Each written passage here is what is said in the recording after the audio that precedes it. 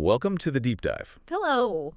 So today we're doing something a bit different. We're looking at just one single, very short event, but it happened 79 years ago. Right. And apparently it acted like a blueprint for this person's entire life afterwards. Exactly. We're focusing on an account from Shana M. This happened back in 1946. She was only 6 years old, and she had an emergency appendectomy. And the circumstances, well, they immediately hook you. It really was an emergency. Her surgeon told her parents later that her appendix was maybe 20 minutes from rupturing. Wow, 20 minutes. Yeah, but, usually an appendectomy isn't seen as this super high-risk life or death thing. Right. And Shana M. points this out herself in the source material. Even looking back, there's this confusion. Why was it so critical? The surgeon's comment afterwards that she'd nearly died, that was a shock. And she thinks it was directly related to the general anesthesia they used back then. Which was very different from today, of course. So that medical situation, that's the setup for the experience she had. Precisely. And here's the paradox, the thing we really want to unpack for you. Shana M. remembers this brief moment while she was unconscious with absolute crystal clarity, in full color, for nearly 80 years. That's incredible durability for a memory. It is. But the memories right before and right after getting to the hospital, the nurses, just before the anesthesia took hold. Those are fuzzy, kind of vague. So the moment of greatest physical danger, when she was completely out, produced the clearest, longest-lasting memory. That's the puzzle. That's it, exactly. So our mission today is to dive deep into the very specific, quite unique sensory details of this near-death experience, this NDE. And then figure out how this brief vision laid a foundation, psychologically speaking, that shaped everything for her. Her confidence, how she handled fear, her generosity, for the next, well, almost 8 decades. Okay, let's start with what she saw, the visual details, because they don't really fit the standard NDE narrative you often hear. No, they don't. She talks about entering something, maybe we can call it a tunnel of clarity. And her description of the environment is so precise. It wasn't straight ahead. The tunnel opened up to her front right. Okay, a specific location. Yeah, and it wasn't flat either. Yeah. It had this slight, steady upward slope, the space itself, pitch black, but it had these glowing electric lines kind of crisscrossing it. That's unusual. And the light source is key here. Many NDE reports talk about, a brilliant white light at the end of the tunnel or some glorious scene. But not here. No. Shana M. saw something quite different, successively narrowing blue-green rings of light, and they were moving further back into the tunnel. That was the only light. Blue-green rings. That's very specific imagery. Extremely. And the composition, the structure of that light, it's just, Right. It's intense and very atypical. Now, what about her state of mind inside this tunnel? Remember, she's under general anesthesia, supposedly completely unconscious. Right. But she reported feeling more conscious, more alert than she does in normal, everyday life. More conscious than normal. Yes. Her vision was sharp, she said, and her senses felt more vivid than usual. That leap in subjective awareness, going from supposedly zero awareness under anesthesia to hyper-alertness, that really challenges some of the standard neurological explanations for these things, doesn't it? It does. I mean, this was 79 years ago, long before modern brain monitoring. But her description, her felt experience, suggests some other level of awareness just switched on. But couldn't that just be, some kind of very vivid dream or hallucination brought on by the anesthetic itself? Yeah. Anesthetic awareness. Well, the source material doesn't dismiss interpretations, but it points to the lasting impact and the specific nature of the experience. It feels different from typical delirium reports. Oh, so? Well, for one thing, other common NDE features were missing. Features that might suggest maybe wish fulfillment or cultural programming. Like, her thinking didn't speed up. Time didn't seem distorted. That often happens in altered states, but not for her. Okay, that's interesting. No time distortion. And what about her body? Did she feel like she was floating above it looking down? That's common too. No, another difference. She didn't report that classic out-of-body sensation. It was more like she just lost awareness of her physical body. She was simply there at the entrance of the tunnel. She didn't go further in. So poised right at the threshold. Observing. Exactly, a threshold experience, not a journey through it. Which brings us neatly to the encounter she had there. Right. She saw people or beings, 4 or 5 women coming towards her from deeper inside the tunnel. And she gives details. They weren't old women, and they were all wearing these white floor-length dresses. The feeling, the emotional tone of this encounter seems to be the absolute core of the lifelong impact. Completely. She said they were focused on her in a kindly way. She didn't know who they were then or now, but she felt this particularly strong, kind connection with the woman who was furthest to the left. And what did she take away from this? What knowledge or understanding did she gain? It seems it was less about information and more about confirmation. Her interpretation was that these women approaching meant someone alive was coming to escort me somewhere, not just to greet me. Ah, so the implication was continuation, that life or consciousness goes on. That's the absolute kernel of it. That confirmation of continued existence became the bedrock. And the emotions were entirely positive. Happiness, relief, calmness, just pleasantness. And the light she mentioned, the unearthly light. That connects back to the visual specifics. It wasn't some big, brilliant being or field of light. It was those slender, repeating rings of blue-green light within the tunnel structure itself.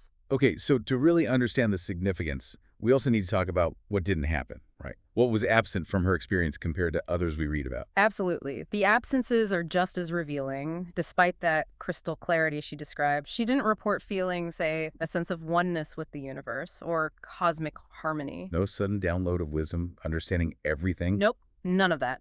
And crucially, no life review. No flashing scenes from her past or glimpses of the future. Did she see anyone she knew? Like family members who had passed? No. No deceased relatives, and no specific religious figures, either no Jesus, no Buddha, nobody named like that. She also didn't come away with insights about like a premortal life or the grand meaning of everything. Correct. No information on those big existential questions. So this is really interesting for you, the listener, to consider. The lack of those common cognitive elements, the life review, the universal knowledge, means her NDE was primarily effective and confirmational. Exactly. It was about feeling and seeing something that confirmed existence continues. It wasn't about learning complex ideas. And you could argue that this makes the memory more stable over time, less likely to be reshaped by later beliefs or cultural ideas she encountered over those 79 years. That makes a lot of sense. It wasn't a philosophical treatise she had to keep interpreting. It was a direct sensory, emotional data point. Yeah. Life goes on. Precisely. A very specific piece of experiential data, not a broad mystical journey. Okay. This is where the deep dive really gets fascinating. We talked about maybe a few minutes max in that tunnel. Now let's shift to the 79 years she lived after that. How did this one brief event become, as she calls it, the psychological rock for her whole life?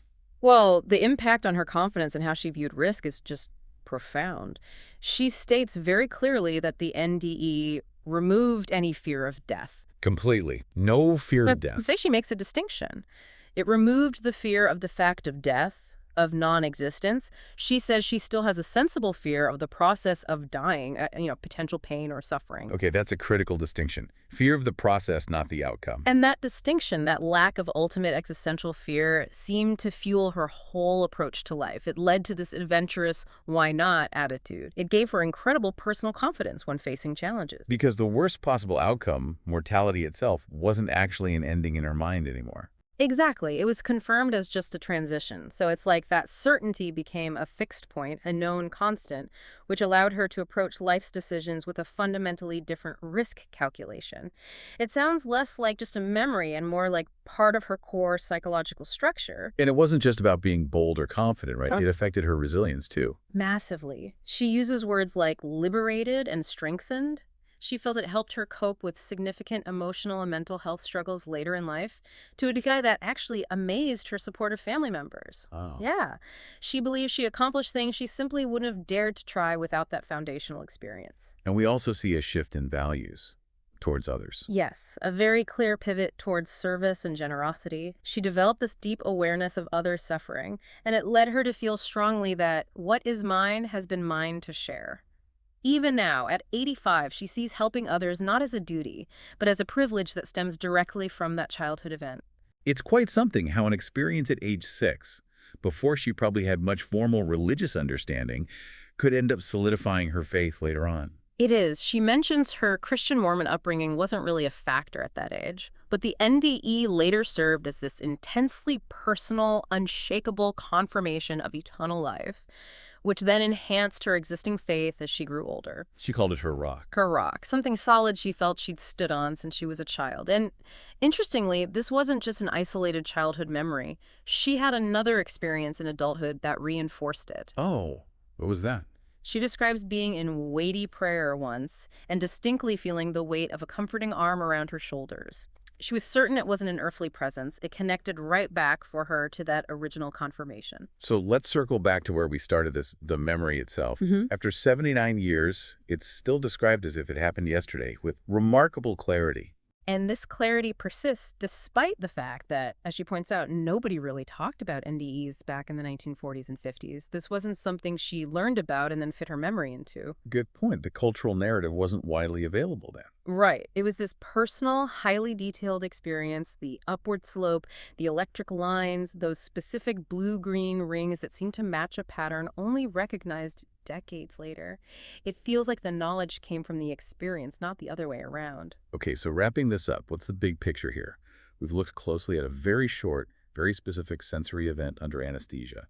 And somehow that generated this lifelong sense of confidence, a reduced fear of mortality, more empathy. It became this unshakable personal foundation. I think the key takeaway is the power of that very focused experiential certainty. Her NDE didn't have the grand cosmic scope or the information dumps you read about sometimes. It delivered one simple, powerful, effective confirmation. Existence continues. And because it was so specific and emotionally resonant, the memory stayed incredibly stable for 80 years. So maybe here's a final thought for you listening to this. We've seen how a brief, highly specific experience, one that a 6-year-old had decades before NDEs were a common topic, could fundamentally shape an entire life. How it changed her approach to risk, to suffering, to sharing for nearly 8 decades. It makes you wonder, doesn't it?